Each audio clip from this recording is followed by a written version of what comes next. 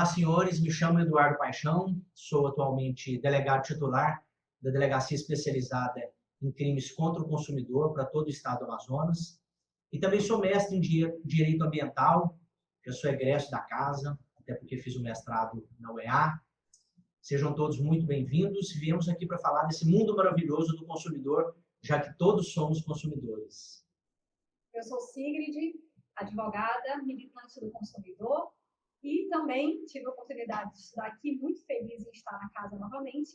E vamos passar aqui para vocês algumas curiosidades sobre o direito do consumidor na terceira idade. Bom, dando início a esse tema diferente e tão presente na vida da gente, a dignidade do consumidor na terceira idade, apresentamos para vocês a oportunidade de conhecer um pouco mais, se aprofundar e saber que, além de ter direitos, é importante reconhecer esses direitos e saber como usar. Então, a grande proposta desta disciplina é realmente te amparar de quais os direitos você realmente tem, porque muitas fake news nos confundem, nos induzem a erros, e de posse do direito, saber como usar. Iniciamos dizendo para vocês que, finalmente, o atestado brasileiro de maturidade política da nossa geração é a nossa Constituição Federal, a última Constituição de 88. Sabemos que essa Constituição é um preceito máximo, a lei maior da nossa nação, e ela regula esse funcionamento do país por meio de inúmeras regras, normas, leis. E veja só o que ela estabelece no seu artigo 5º, inciso 32, está lá na Constituição, qualquer pessoa acessa em canais de consulta, inclusive pela internet, que o Estado promoverá, na forma da lei, a defesa do consumidor. Vejam bem, muitas pessoas acreditam que a defesa do consumidor estaria apenas no Código de Defesa do Consumidor. E aqui surge essa curiosidade. Me parece que a lei maior do Brasil, a nossa lei maior, Constituição Federal de 88, também te ampara, demonstrando que temos aí um Código de Defesa do Consumidor para te amparar, temos uma Constituição Federal que trata do assunto, temos inúmeras leis em separado que falam de vários temas para sempre amparar o seu direito, sempre na defesa do consumidor. Esse arcabouço é todo para te amparar, e muitas pessoas não sabem usar ou ficam descrentes quando chegam numa empresa, num comércio, e não vê realmente seu direito sendo amparado.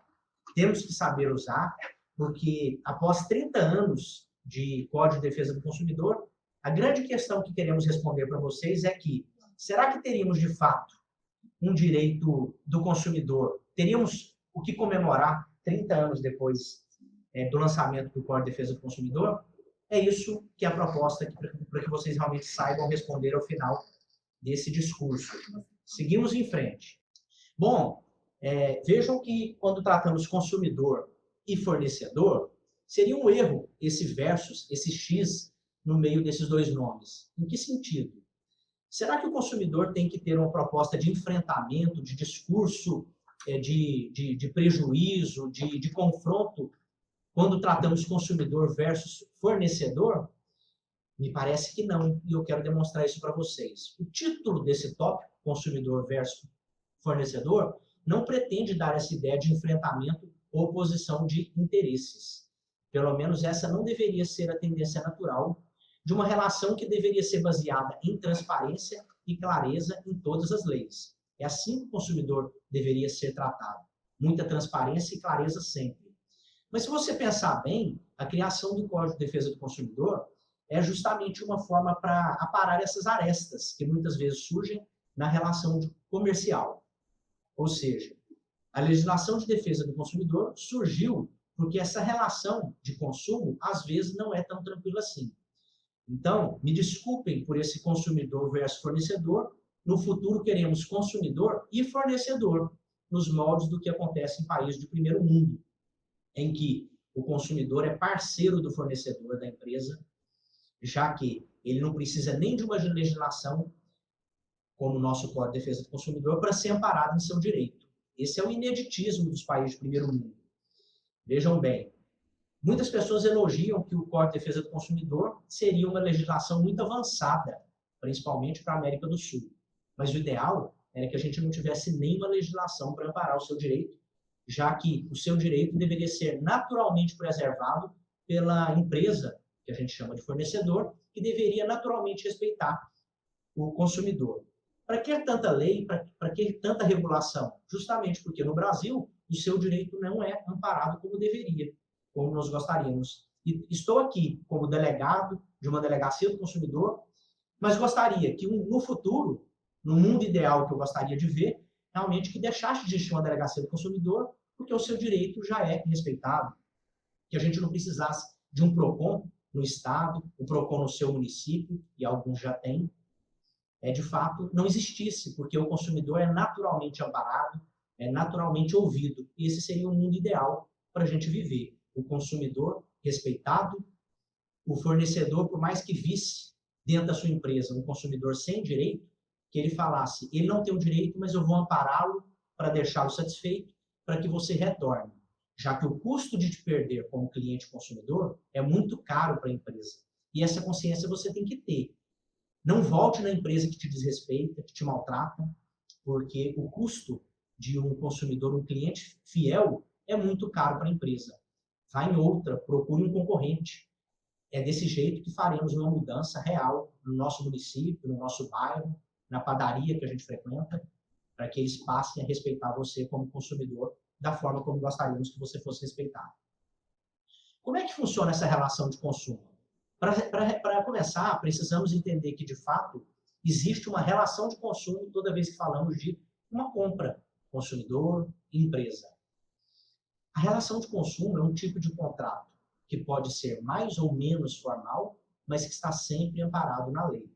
E é baseado em alguns preceitos. Ter sempre o consumidor, que é você, cliente, ter sempre o fornecedor, e o código chama de fornecedor, mas entendemos como empresa ou empresário, ter sempre o produto ou serviço. A relação de consumo depende da compra que você faz de um objeto, é o produto, ou do serviço, aquele prestador de serviço que faz inúmeras funções dentro da sua casa. Também tem relação de consumo aí. E, enfim, a questão do pagamento ou de alguma promessa de serviço ou produto. Há também um elemento fundamental, à luz do Código de Defesa do Consumidor, que existe para te amparar nessa relação de consumo, que é ser destinatário final. E aqui o próprio nome já diz, beneficiário desse produto, do que é comprado ou serviço. Então, senhores, para você ser amparado pela lei do consumidor, que é o nosso código, tem que haver a relação de consumo, tem que haver essa questão do empresário e do consumidor. Nem toda compra e venda vai ser relação de consumo amparada pelo Código de Defesa do Consumidor, entenda. Aquela compra entre duas pessoas físicas, o irmão que vende algo para o vizinho, sem ser algo habitual, já que ele não é empresário, aquela locação do imóvel da sua casa, você loca o imóvel de um locador.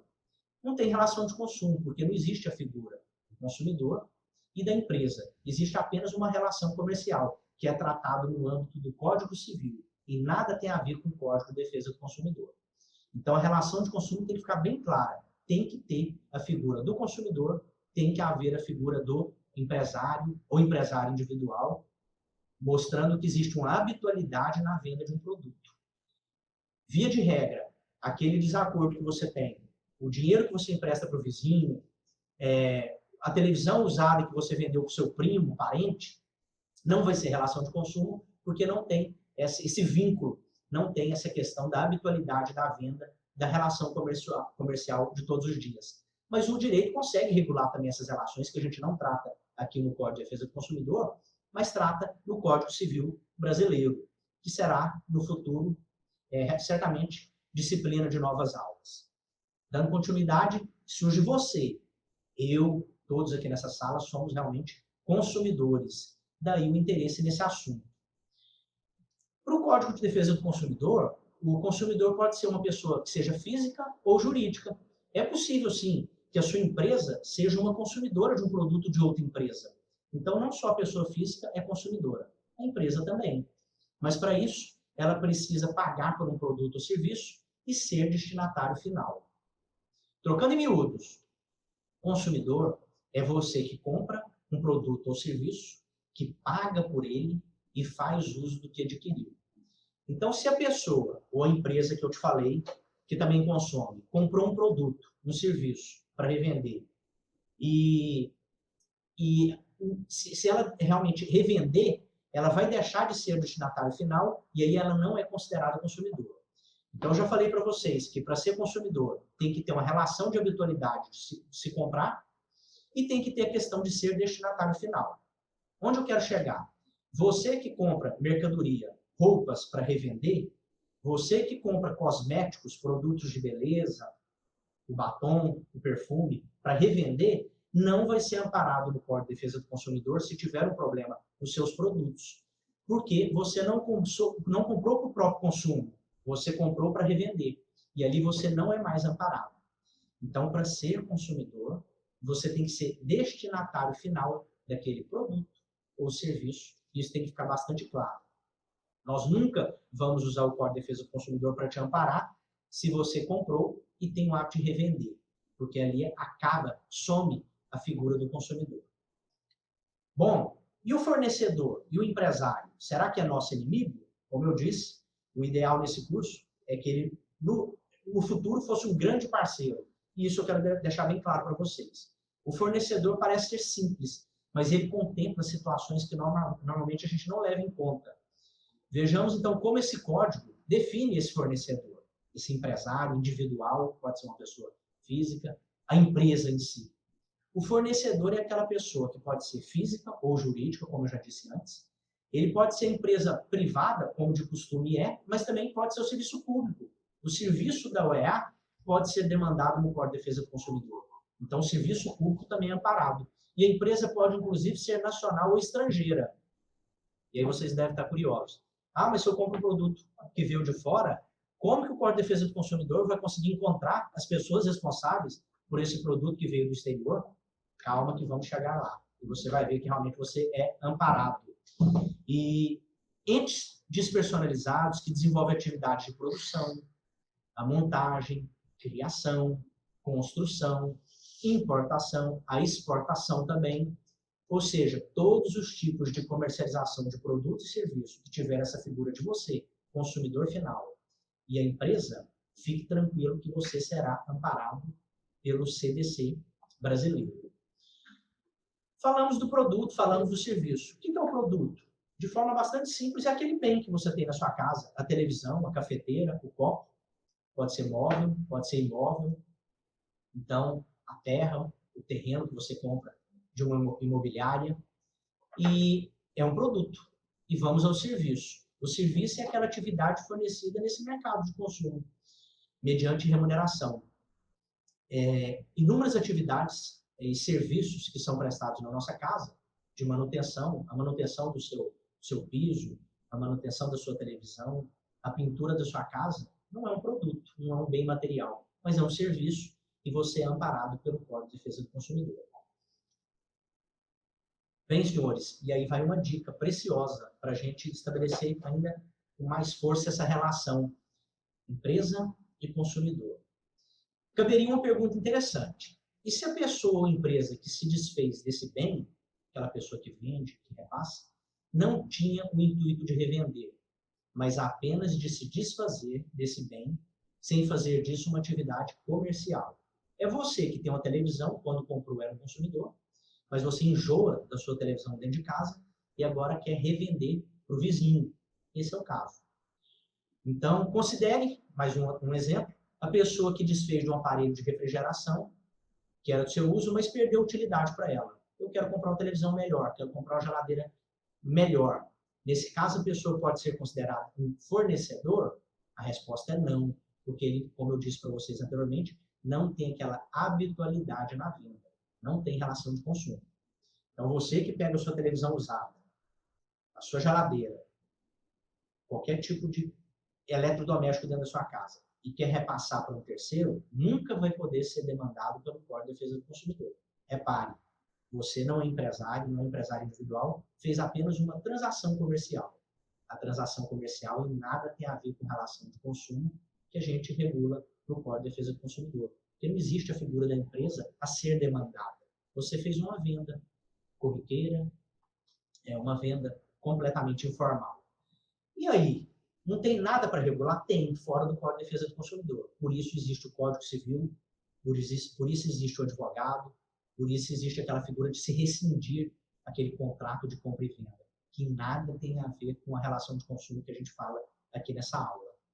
Ou seja, a não ser que seja, então, uma atividade de comercialização regular, aquela compra e venda regular, eu vivo disso, eu trabalho para isso, essa pessoa, empresa, não é considerada fornecedora, não pode ser demandada pelo código.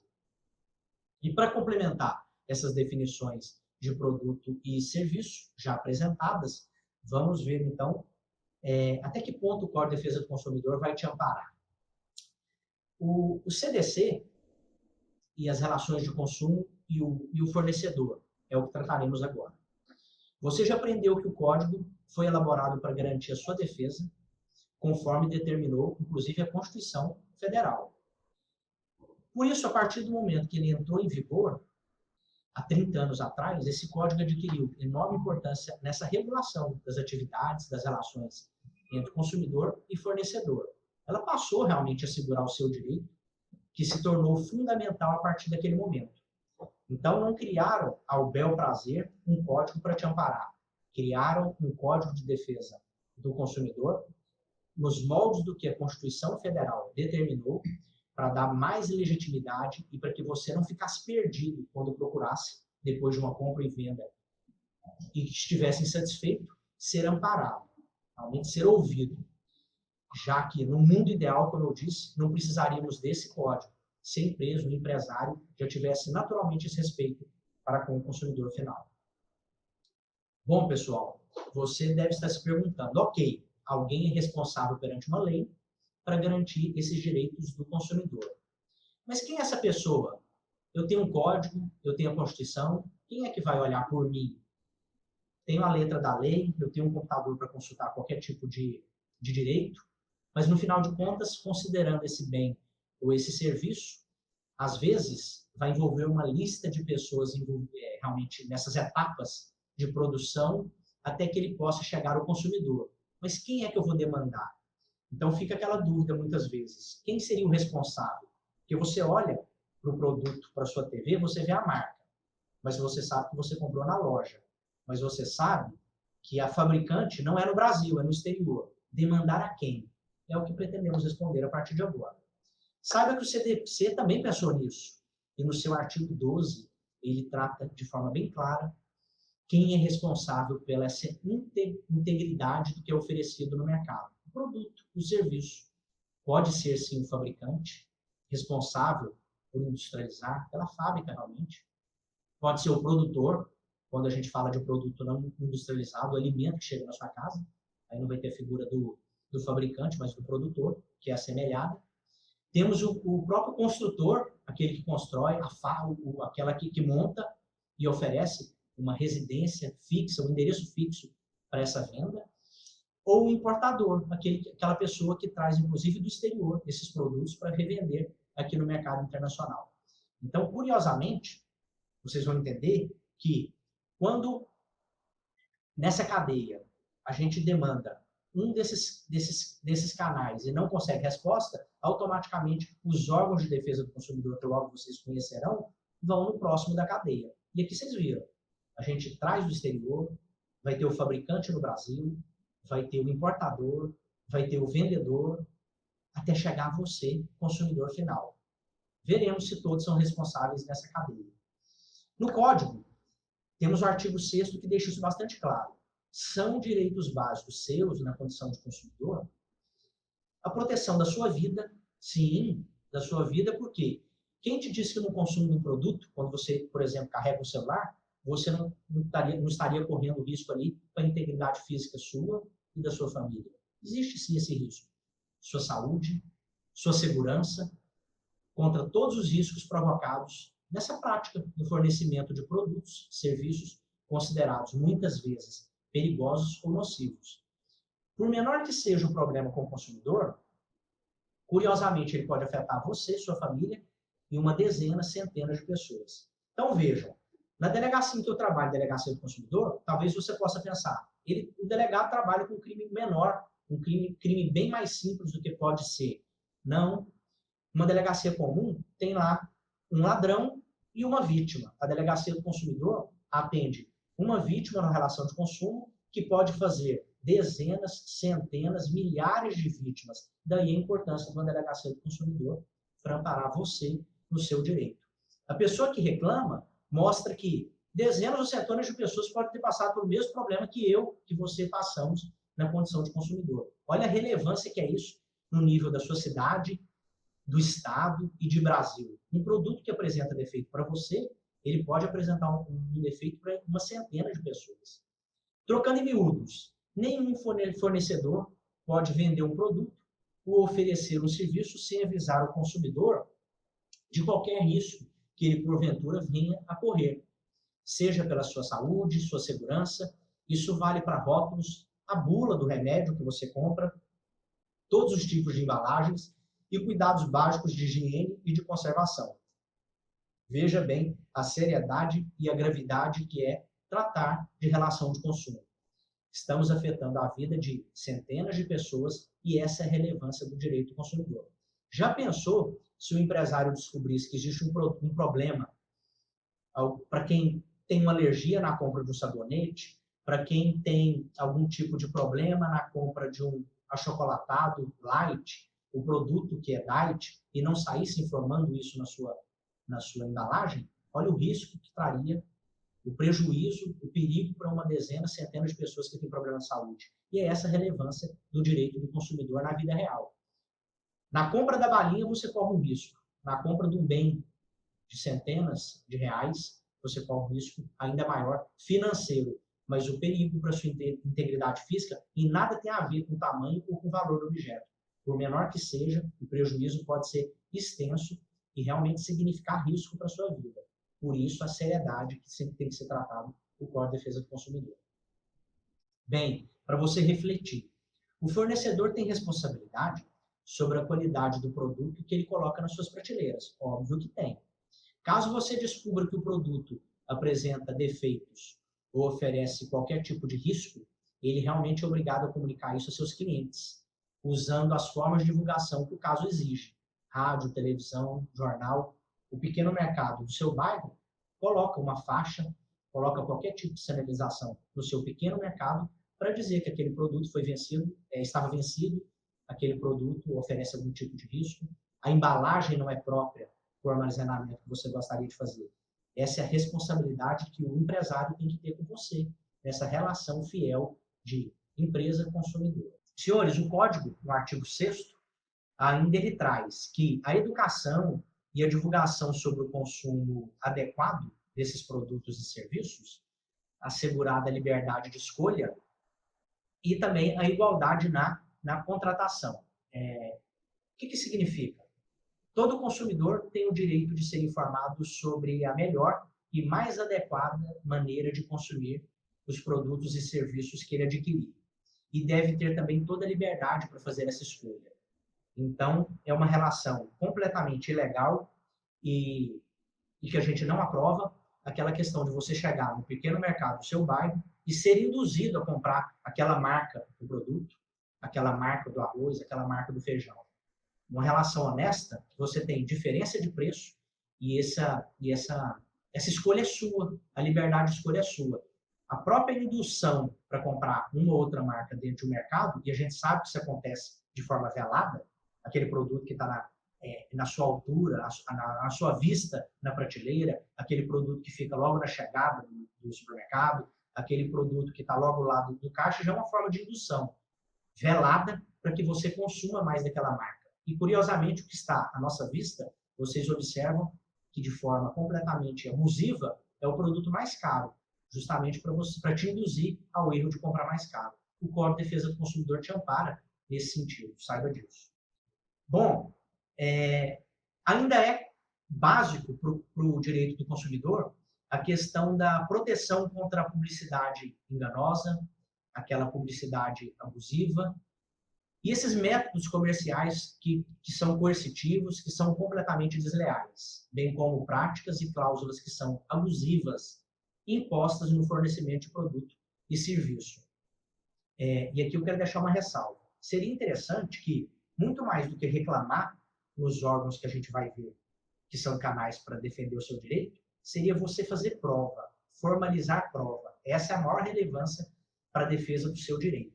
Então, depois que você reclama com um gerente de uma empresa sobre qualquer tipo de falha naquele serviço ou no produto, seria interessante que você estivesse gravando o áudio, gravando o vídeo, para você que recebeu aquele carton folder, que você guardasse esse folder e ali você passaria a ter uma garantia para dizer: eu procurei esse produto, esse serviço, porque eu tinha certeza de que ia me oferecer tal coisa, mas foi bem diferente do que foi prometido.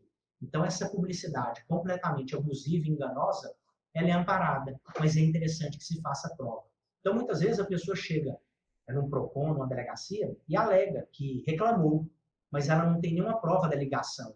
O print de tela do seu celular, a conversa que você tem na sua rede social, isso tudo você imprime e passa a ter alguma prova para amanhã dizer: procurei a empresa, falei com o gerente, não quis me ouvir, tive que vir a ter esse órgão para ter meu direito amparado. Esse é uma grande dica de ouro para que a gente faça valer o nosso direito na condição de consumidor.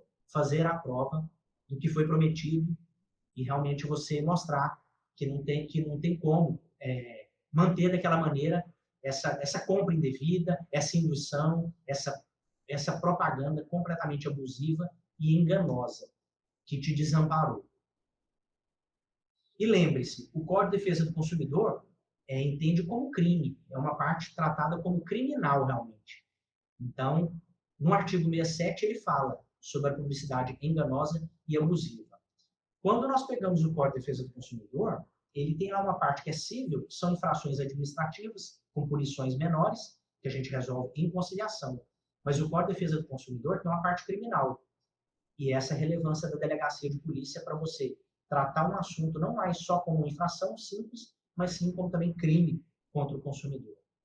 Bem, e ainda no artigo 6º, um artigo importante do Código, tratamos sobre a facilitação da defesa dos seus direitos, inclusive com a inversão desse ônus da prova a seu favor.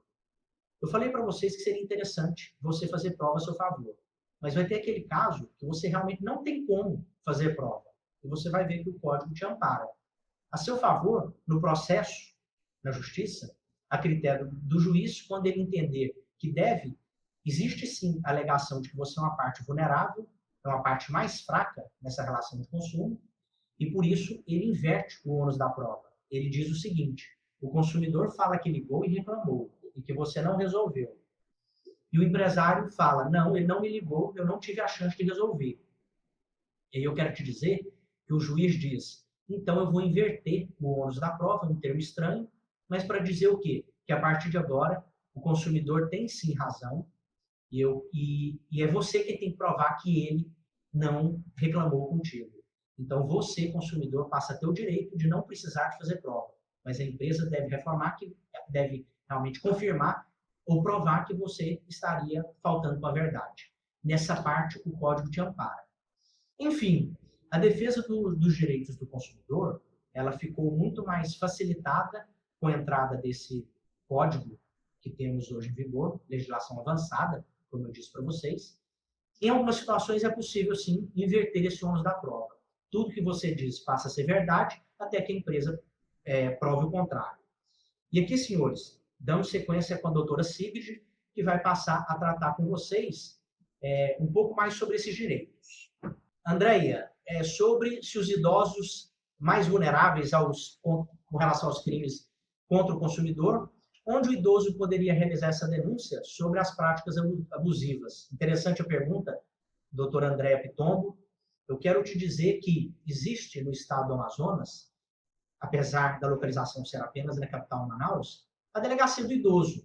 Mas o idoso, que é um não vulnerável, mas sim um hipervulnerável, é muito mais do que vulnerável, é muito mais do que parte hipossuficiente que falamos, ela é muito amparada na delegacia do consumidor. Então, veremos aqui que você tem uma rede, e será ainda pauta dessa aula, para vocês conhecerem, uma rede para tratar o hipersuficiente, que é você idoso, maior de 60 anos, vítima de uma relação de consumo.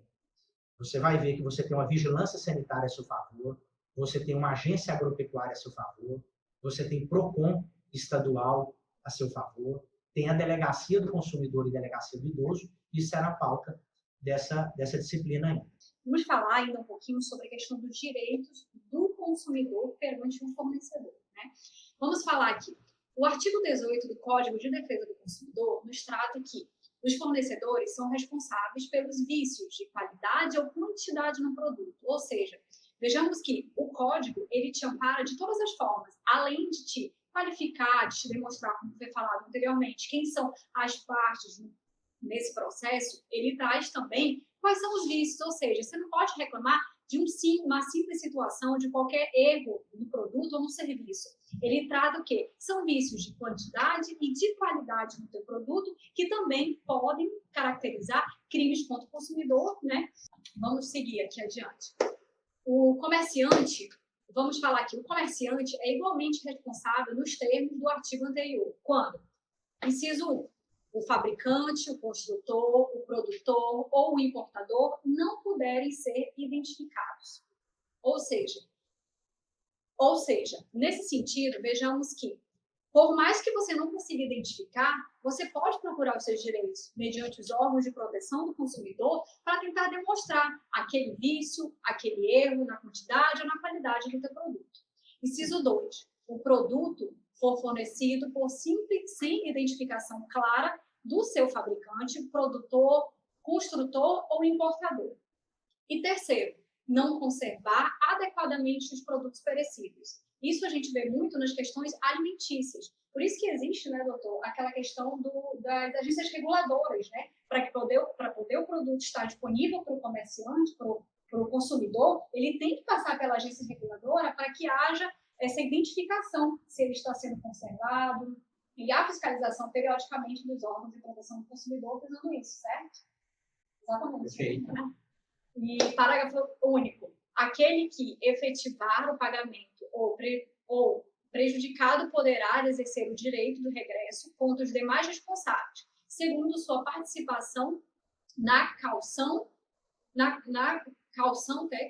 do evento danoso. Ou seja, verificamos que se existe um problema no teu produto, no teu serviço, independente se você consegue identificar quem é o responsável, quem é fornecedor, quem não é, se há erro na identificação, você comprou um produto e aquele produto não contém identificação clara, como existe no medicamento, como existe no alimento, a questão da bula, a questão da identificação da quantidade de alguns tipos de produtos, né, da formação daquele produto, você pode sim buscar os seus direitos, porque é tudo previsto e resguardado pelo Código de Defesa do Consumidor, né? E quanto aos prazos para reclamação, o artigo 26 do Código de Defesa do Consumidor trata especificamente dos prazos para os consumidores poderem reclamar os vícios de qualquer produto, né? Nós temos duas questões, que são os produtos duráveis e os produtos não duráveis, né? Para os produtos duráveis, não duráveis, são de 30 dias. Os produtos, aqui, 30 dias para os produtos ou serviços não duráveis. Por exemplo, alimentos, serviços de lavagem de roupas em lavanderia. E, para produtos duráveis, nós temos o prazo de 90 dias. Para produtos e serviços duráveis. Por exemplo, nós temos eletrodomésticos, reformas de casa, pintura de carro. Para refletir, nós temos a seguinte situação. Mas pode acontecer de o produto apresentar um vício difícil de ser notado.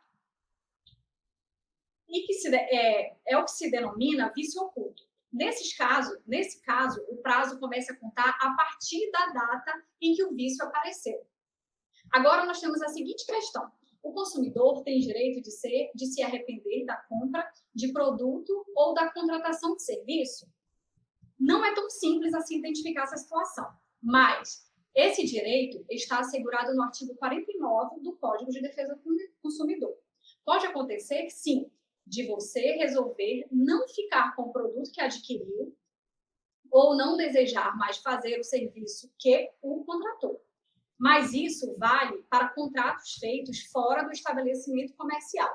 Vamos dar aqui um exemplo. Nas compras feitas por telemarketing, internet, telefone, etc. Nesses casos, você tem 7 dias para se arrepender do negócio. Aqui a gente tem a seguinte situação, né? Que são, você comprou, ligou, pediu pelo telefone, essas compras que a gente faz muito pela internet, muitas vezes até o fornecedor não tem esse conhecimento, né? De que nós temos 7 dias, você consumidor que adquiriu o produto ou serviço, você tem 7 dias para exercer o seu direito de arrependimento na compra ou prestação daquele serviço que você contratou, né? E por falar mais de deveres, temos aqui a seguinte situação. O Código de Defesa do Consumidor foi elaborado para proteger o cidadão nas relações de consumo. Talvez, por essa razão, sempre pensemos no papel do consumidor pelo ângulo dos direitos e não pelos deveres, o que é mais fácil para a gente como consumidor, certamente, né? Mas, na verdade, é que o cidadão, na qualidade de consumidor, também tem algumas responsabilidades a assumir. Boa parte delas tem a ver com a postura cidadã e consciente em relação ao seu papel na sociedade em que vive. Outras responsabilidades estão relacionadas ao cumprimento de suas obrigações contratuais. Isso a gente vai ver aqui à frente, né? Vamos lá. Utilizar o produto de forma adequada. Isso é o principal, né? Defeitos provocados pelo consumidor e pelo uso inadequado do produto não são de responsabilidade do fornecedor. Ler manual de instruções, embora não esteja na lei, é uma obrigação de qualquer consumidor que queira garantir os seus direitos. Isso é importantíssimo, né? Porque às vezes a gente compra os produtos e usa de qualquer forma, acaba aparecendo qualquer vício no produto e a gente vai requerer qualquer tipo de ressarcimento ou resposta dos fornecedores. Segundo, planejar-se financeiramente. A inadimplência do consumidor não é necessariamente de responsabilidade do fornecedor. Caso o cliente tenha dificuldades em quitar a prestação de serviço ou do produto, ele estará descumprindo o contrato e assim retirando a responsabilidade do fornecedor, né? Ficando sujeito às consequências legais. Ter conhecimento e controle do orçamento familiar antes de ir às compras é fundamental. Terceiro, atentar para os prazos. O artigo 27 e 26 do Código de Defesa do Consumidor dão o prazo de 30 e 90 dias para bens duráveis e não duráveis, para os clientes que reclamem dos seus defeitos aparentes de um produto, e 5 anos para que ele entre na justiça com uma ação de danos morais ou materiais contra o fornecedor. A empresa deve ser sempre a primeira instância a quem o cliente deve recorrer. Transcorrido esses prazos, o consumidor perde o direito de garantir os seus direitos na justiça, né? Então, aqui, gente, aqui a gente tem a seguinte situação. Essa reclamação, quando a gente fala aqui de prazo de bens duráveis ou não duráveis, eles são diretamente com o consumidor. Mas isso nada impede que o consumidor busque a justiça para exercer o seu direito, desde que esteja claramente, né, munido de conjunto probatório e que demonstre a responsabilidade do fornecedor para com aquela relação que causou vício ou qualquer coisa nesse sentido, né? O futuro do código. O Código de Defesa do Consumidor veio para ficar. Isso é claramente, né, a gente consegue absorver. Ele foi incorporado à vida do brasileiro e tornou-se até um apelo de marketing dos bons fornecedores. Muitas lojas orgulham-se do baixo índice de reclamações de seus clientes e usam isso como estratégia para a captação de novos fregueses. Afinal, quem não quer comprar o estabelecimento do qual os clientes falam bem, né? Isso seria o adequado, né? Veja, você sabia, por exemplo, o Código de Defesa do Consumidor determina que os produtos importados devem informar na embalagem as explicações básicas em português e que o consumidor pode exigir manual também em português. Isso está também no Código de Defesa do Consumidor, no artigo 66. Você sabia também que o fornecedor deve garantir a reposição de peças ou de produtos nacionais ou importados, mesmo durante algum tempo, depois de o produto parar de ser fabricado? Veja no artigo 32, que também está respaldado. Ou seja, você comprou um carro que hoje em dia não se fabrica mais. Você pode procurar a empresa para que o fornecedor, o teu fabricante, não a concessionária que você comprou o carro, ele te forneça aquela peça que hoje está precisando para continuar utilizando o seu veículo, né? Terceiro, no caso de produtos anunciados, o fornecedor deve cumprir exatamente o que prometeu no anúncio, o que também está no artigo 35. Por isso que é tão necessário você fazer filmagem, ter provas, ter ligações, né? A gente costuma ver muita propaganda na televisão e quer exatamente o que a gente viu, ou vê através de redes sociais, de mídias sociais, e quer exigir do fornecedor exatamente aquilo que lhe foi imposto. E chega na tua casa um produto que não tem nada a ver. Claro, você tem que estar munido de provas suficientes para que possa garantir os seus direitos ou pleitear. Primeiramente, claro, junto àquele fornecedor com o qual você adquiriu o produto e depois, futuramente, caso não haja uma evolução amigável na tratativa, que procure a justiça. Né? Vamos lá, alguns quiz aqui de pergunta, né? Julgue o que é certo e errado. Eu vou falar para vocês fazer essa pergunta enquanto eu vou responder as outras aqui, tá? O Código de Defesa do Consumidor tem um futuro duvidoso?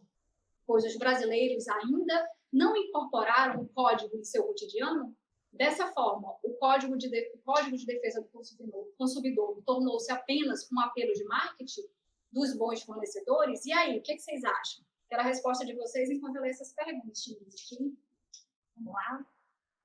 É obrigatória a nota fiscal para a troca de produtos? Então, aqui, quem fez essa pergunta? Márcia Santoro. A Márcia Santoro. É obrigatória a nota fiscal para a troca de um produto ou serviço? Sim, é necessário, né? O fornecedor vai te exigir isso, ou seja, o teu cupom, se você fez a compra, pagou pelo cartão de crédito, cartão de débito, é só apresentar. Geralmente, o bom fornecedor, ele aceita isso, mas, via de regra, é necessário que você haja. Ele também tem que te oferecer a nota fiscal, né? Caso você não tenha ela em mãos, ela também pode oferecer ela na hora. Mas para troca, vale o comprovante da compra que você fez lá também. Aqui, a outra pergunta feita por Cacá Ferreira. Cacá Ferreira. Se o produto apresentar defeito dentro da garantia, tenho que trocar ou posso pedir o dinheiro de volta? Aqui, na realidade, você pode exercer qualquer uma das duas situações. Ou você pode trocar, ou você pode pedir o seu dinheiro de volta. Aí vai ser uma opção sua, né? O que muitas vezes acontece também, né? No cotidiano. Vamos lá. Abuso contra o consumidor. Em uma relação de consumo, qual é a parte mais frágil? Lógico, né? Se o Código do Consumidor foi criado, é porque talvez na balança, no equilíbrio das partes entre consumidor e fornecedor, o consumidor talvez ficava com uma parte insuficiente na relação, né? Segundo o entendimento comum e a interpretação do Código de Defesa do Consumidor, o consumidor é a parte mais vulnerável da relação. E é por isso que deve ser protegido, por isso que existe o código para garantir isso, né?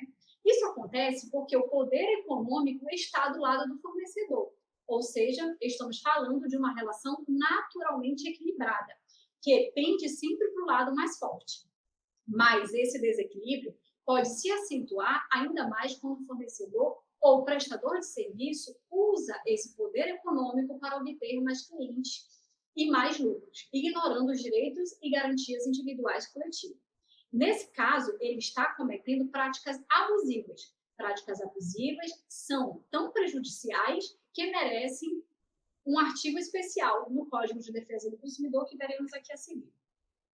Um comentário, né? Segundo, nenhum fornecedor é livre para aumentar os preços de forma, se quiser, na forma que quiser e quando achar conveniente. Preços elevados, sem justificativa razoável, para aproveitar-se de um momento de mercado, caracterizam-se práticas abusivas. Aqui a gente tem, né, até um exemplo muito recente dessa questão do álcool em gel, né? Que aí, mas enfim, né? Nós temos que tem que ter um equilíbrio, né? Mas também tem muito aquela questão, né, de que aumenta a oferta, aumenta a demanda, né? Então tem que ser uma questão bem equilibrada em análise quando for reclamar. Um comentário. Serviços têm que ter prazo obrigatório para conclusão, vendas têm prazo para entrega. É lei, e os prazos devem ser fixados de comum acordo. O parágrafo único deste artigo trata de quê? Quer dizer que, se você receber em casa um produto que não pediu, pode considerá-lo como brinde ou amostra grátis, sem nenhum compromisso de pagamento.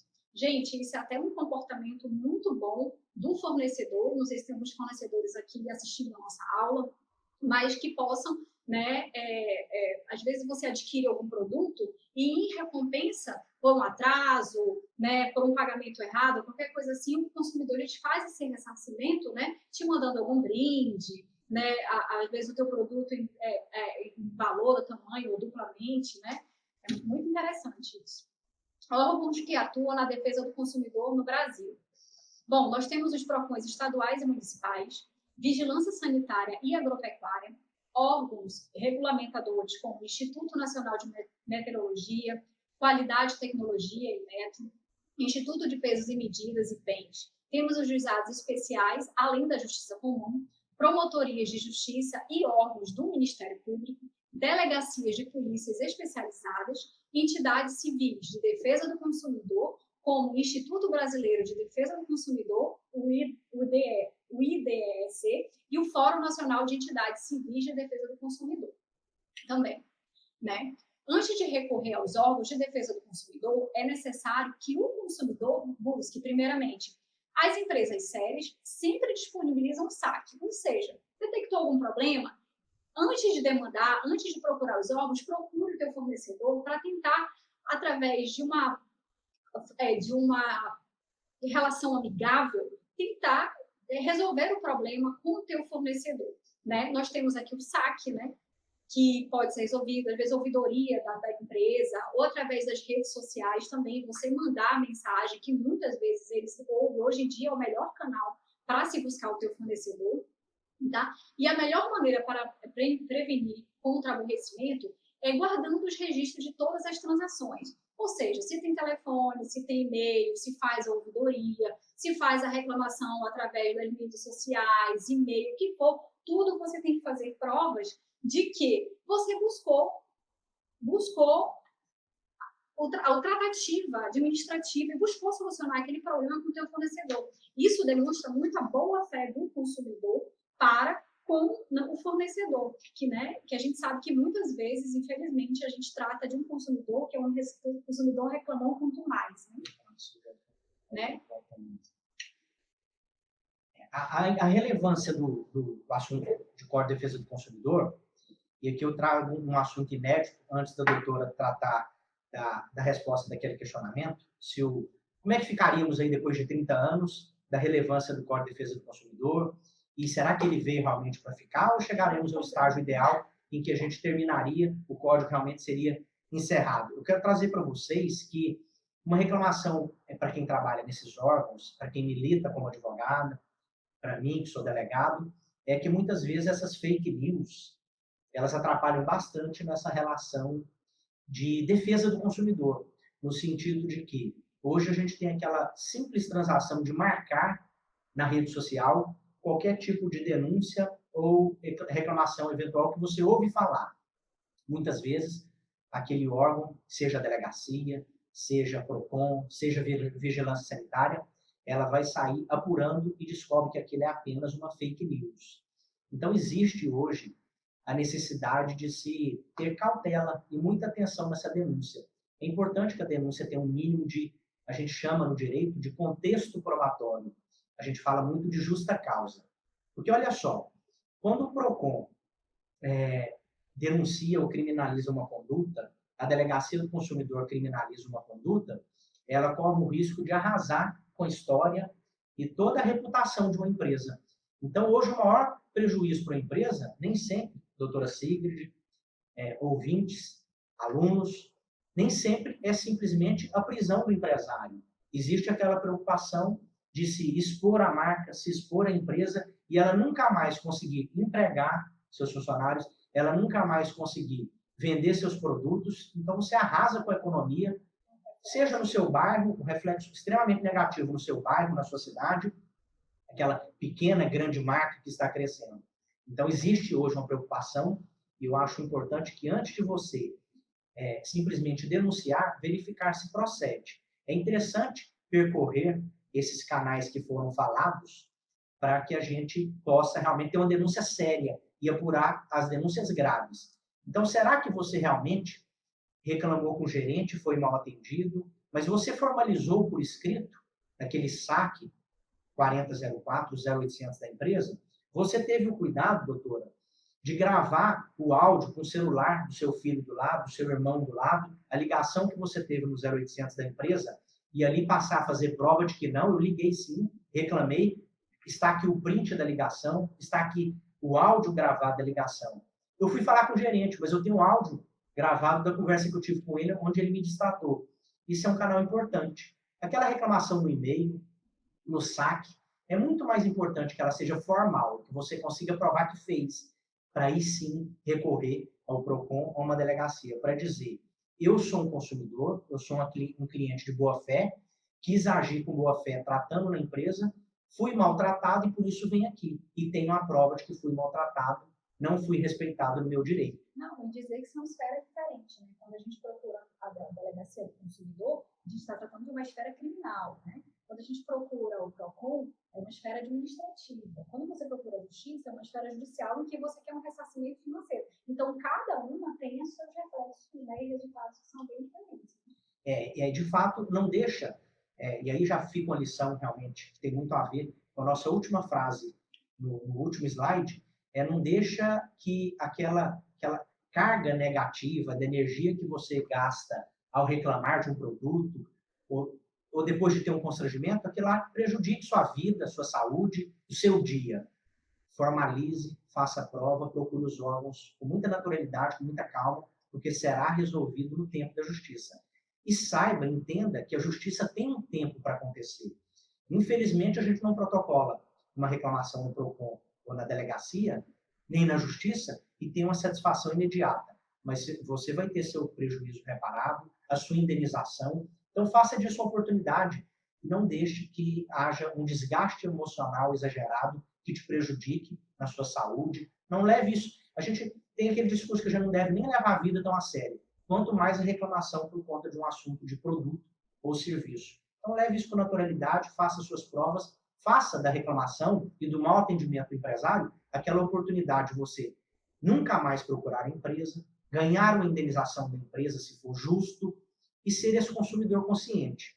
E aí, finalizando realmente minha fala, doutor, existe a preocupação com esse consumo consciente, que em outra aula trataremos, porque me parece que estamos virando pessoas muito materialistas, existe um perigo desse consumismo, pessoas que compram coisas compulsivamente, sem qualquer necessidade, e onde isso vai parar? Me parece que nessa pegada de consciência ambiental, estamos na contramão com esse consumismo tão exagerado e tão desconforme como deveria ser. Meu muito obrigado às pessoas que me ouviram até aqui e deixo com a doutora Sig realmente no sentido de finalizar a sua apresentação. Então, para deixar aqui uma mensagem bem ligada aqui ao consumidor, né? Vemos aqui, não importa se a estação do ano muda, se o século vira, se o milênio é outro, se a idade aumenta. Conserva a vontade de viver. Não se chega a parte alguma sem ela. Frase de Fernando Pessoa, trazida aqui pelo doutor, né? Pessoal, muito obrigada. E quero a resposta. E aí, responderam que sim? Responderam Que sim, que o Código de Defesa do Consumidor... O Código do Consumidor é importantíssimo, veio para ficar. Aí, para Márcia Santoro. Andréia Pitombo veio para ficar também, respondeu. Cacá Ferreira falou, veio para ficar. Não conhecemos o código a fundo, mas recorremos aos nossos advogados para nos orientar. O Código do Consumidor é a nossa proteção de direitos. Muito bom. Eu acho que com o tempo ele vai se aperfeiçoando, né? Mas isso é uma grande conquista, né? Ter o Código de Defesa do Consumidor amparando as nossas relações de consumo. Muito obrigado pela oportunidade. Em breve nos veremos de novo. E estamos abertos aí para qualquer dúvida.